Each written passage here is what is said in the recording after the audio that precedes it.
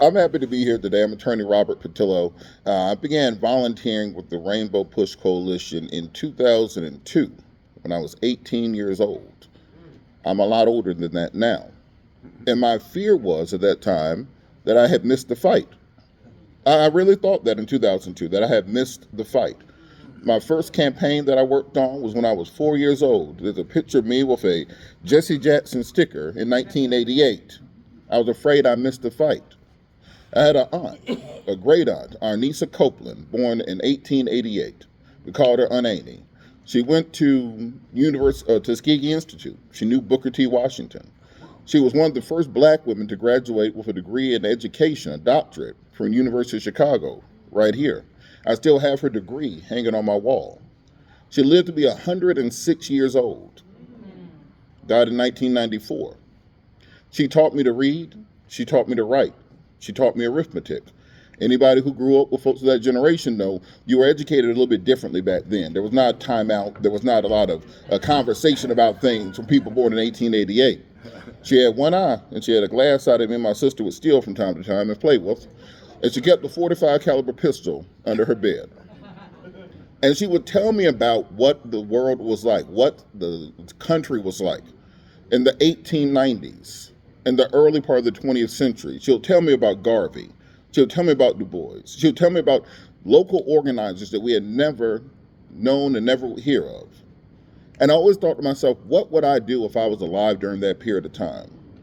What would I do if I was alive during Reconstruction, during the Posse Comitatus, during the rise of Jim Crow? What would I have done in the 1930s when the Black Power movement began rising? What would I have done in the 1960s? Would I have been the person who sat at home, or would I have been out there on the forefront, on the front lines? It's funny, I'm from Georgia, so when you're in the South, every single person that you meet over the age of 75 claims they were on the Edmund Pettus Bridge with Dr. King. One but 5,000 people there, but every single person I've met in the last 30 years, they were there on that bridge. They were part of the movement. No, for real, they were out there fighting. It was a small group that bent that arc of the moral universe towards justice. We no longer have to wonder what we would do in that period of time.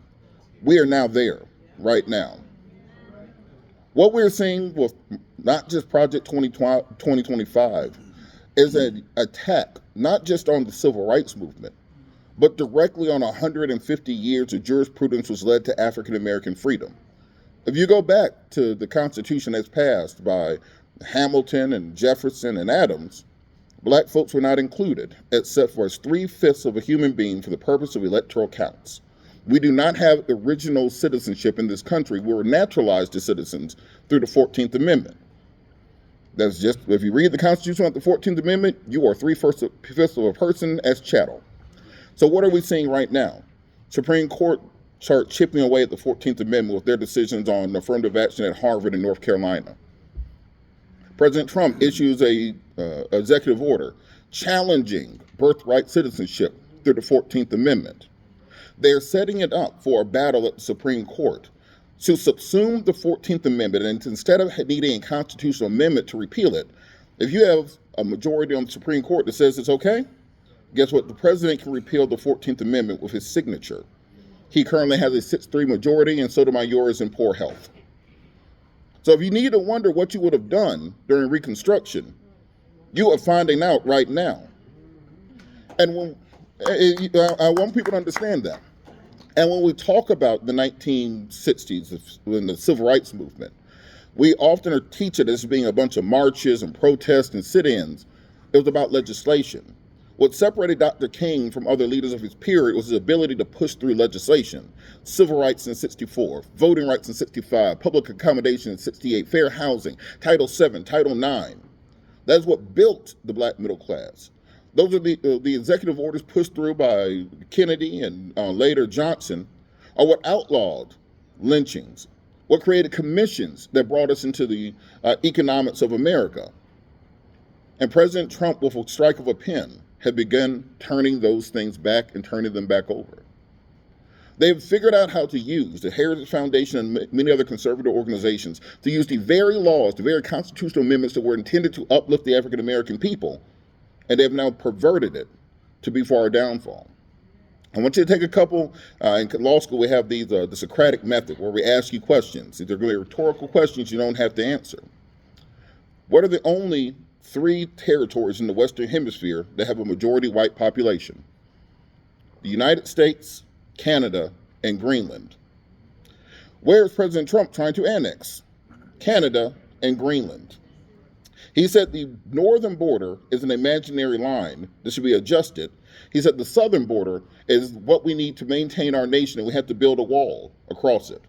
He wants to deport 20 million undocumented immigrants, but bring in 50,000 white people from Greenland and hundreds of thousands more from Canada. I don't need to explain to you what they're doing.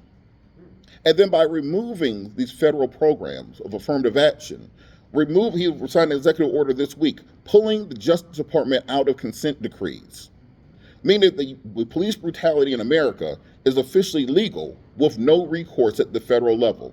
We are now back to Cheney, Grutter, and Swerner back in the 1960s. And he said he will offer immunity to officers who are convicted or accused of police brutality against African Americans. There's a movement now for President Trump to pardon even Derek Chauvin, the killer of George Floyd. You don't have to wonder what you have done in the 1960s. You need to tell me what you're going to do in the 2020s.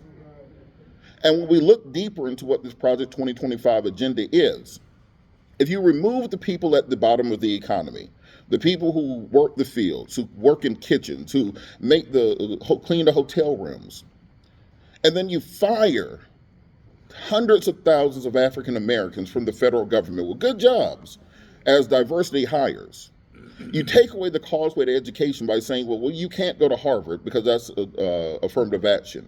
You can't go to major institutions because that's affirmative action. You remove corporate programs. Walmart's done it, John Deere's done it, McDonald's has done it, and diversity, equity, inclusion. Well, now you've removed the basis of the middle class for Black America. So what becomes the new black job? The new black job is the former migrant job.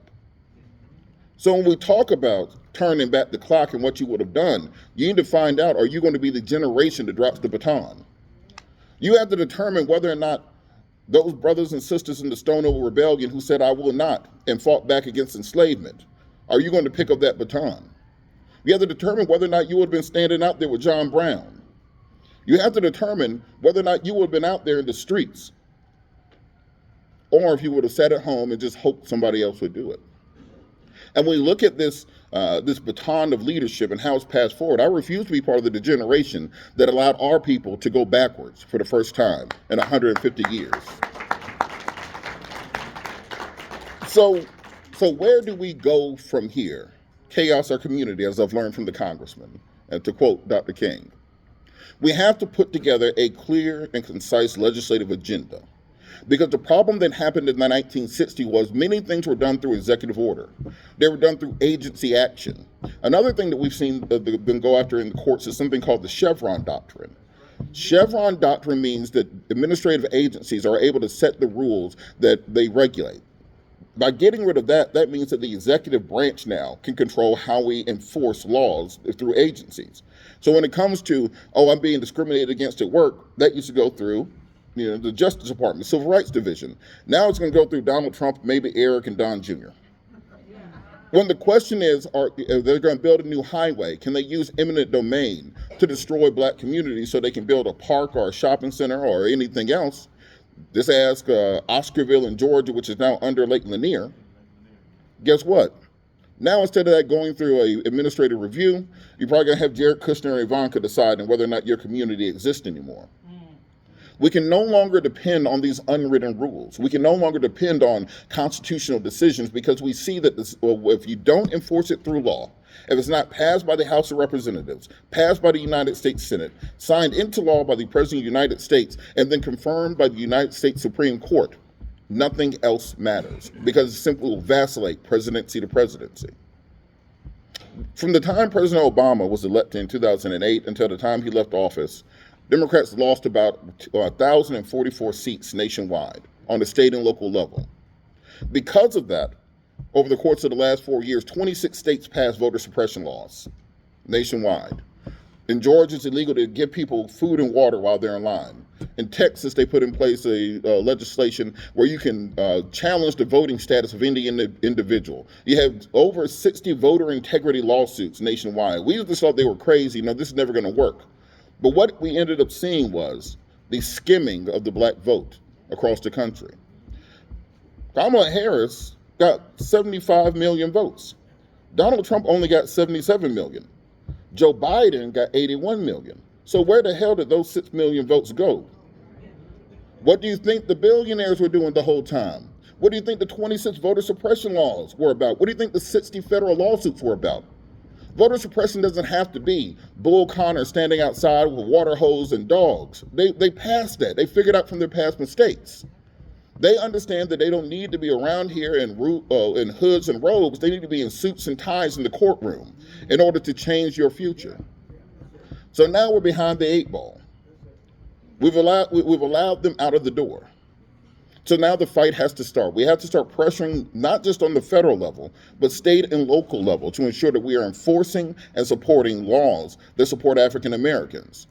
We have to say that Chicago is a sanctuary city for diversity, a sanctuary city for equity, a sanctuary city for inclusion.